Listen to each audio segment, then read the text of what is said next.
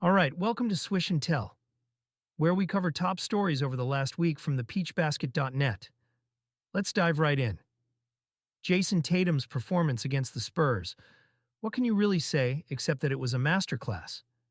His scoring efficiency was off the charts. What was it, Marcus? 50% from the floor. Yeah, man, 50%. And it wasn't like he was just taking open looks. He was out there creating these opportunities, driving into traffic, pulling up, hitting it from three. It was like the Spurs had no answers for him. Exactly. And what really stood out to me beyond the scoring was how he controlled the game's tempo. He wasn't just a scorer. He set the tone for how the Celtics flowed offensively. When they needed to slow things down, there he was, orchestrating, finding his spots. Right, and you could see that leadership. That's like the next evolution of a franchise player, man. He's not just putting up points. He's making everyone else better out there, too. And honestly, this reminded me of that Celtics-Nets game a couple seasons back. You remember the one, Eric? Tatum went for 54 and just torched us at Barclays Center. I remember that game well. It was a defining moment. Pure dominance. What stood out to you about that performance? Everything.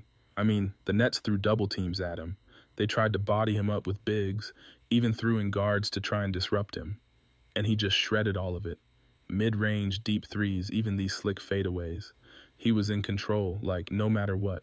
You could see the evolution in real time. It was like watching the blueprint for the Tatum we see now. It's interesting, isn't it? Performances like that game against the Nets and now this one against the Spurs, they show you how he's not just learned the game. He's reshaped it for himself, really tailored it. That's why he's not just the Celtics star, he's their cornerstone. For real. And I think his leadership shows in those clutch moments too. Like, this isn't new. Dude's been delivering when it matters. Think about all the game winners, the playoffs. You can't coach that. You either got it or you don't. And man, Tatum's got it. Well, there's really no debate at this point.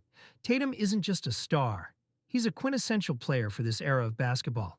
His versatility, his IQ, his ability to elevate when it matters. It's all there. Man, thinking about Tatum's dominance against the Spurs, you've got to wonder how much of that is their own struggles down the stretch. It's like they just cannot close games lately. They've dropped these tight ones like it's a habit now. It's painful to watch. It really is. And that late game execution, Marcus, I feel like Chris Paul's declining impact is central to it. I mean, he still has the mind for those pressure moments, but his physical limitations are starting to show. Exactly. Like, CP3's a legend. No one's denying that.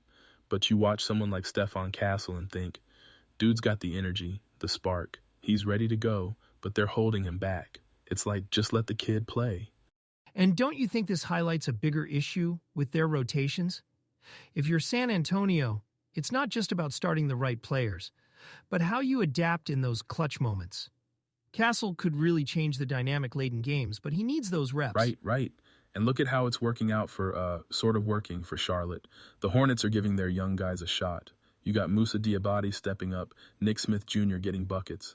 They're not winning much, but at least there's a plan there, you know? Definitely. It's a tough situation. Only 13 wins on the season. But this is the time to evaluate talent. Young players like Diabaté and Smith Jr. are making use of the opportunity. And that's critical for a team in transition like this. Wouldn't you agree, Marcus? Oh, for sure. And Nick Smith Jr., man, has been sneaky good. You see those shooting percentages? Shooting 40% from the field and just under 40 from three? That's wild for a young player. Dude's got the tools. He does, and that's where I think organizations sometimes miss the bigger picture.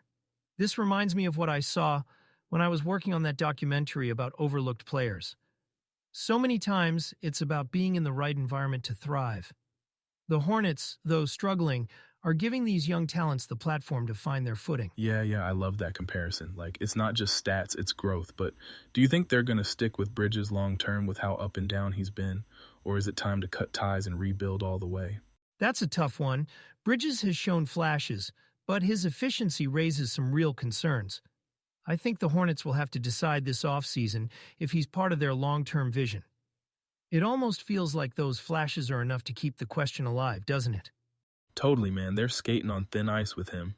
But hey, at least they're not scared to let the young guys ball out. Give me more of that from both teams, all right? All right, Eric, speaking of young players making their mark, we got to talk about the All-Star game, man. I mean, they've turned this thing into a four-team tournament now.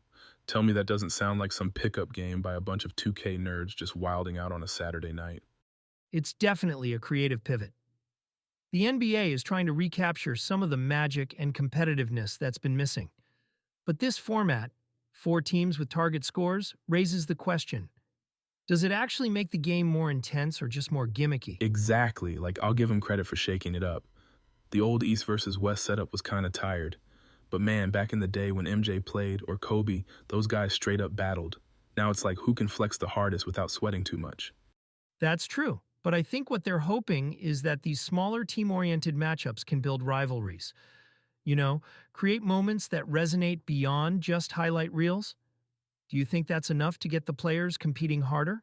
Man, I don't know. Like, can we really talk about incentives though? They bumped the winner's bonus to 125K. Like, that's gonna matter to guys making nine figures. I'm all for seeing these dudes having fun, but let's call it what it is, a glorified exhibition. That's a tough critique, but not unfair. To get real intensity, like playoff level grit, the stakes must feel more meaningful. A bigger prize pot, or even tying all-star performance to contract bonuses might move the needle. But isn't there value in just having a fun spectacle for the Oh, fans? for sure. I'm not saying scrap it. Fans still want to see dunks, deep threes, all the flashy stuff. But make the players care more, you know? Like bring back pride. It's got to feel like it's bigger than just the paycheck. Imagine if they played for charity or something. Then it's like, boom, built-in motivation plus good vibes.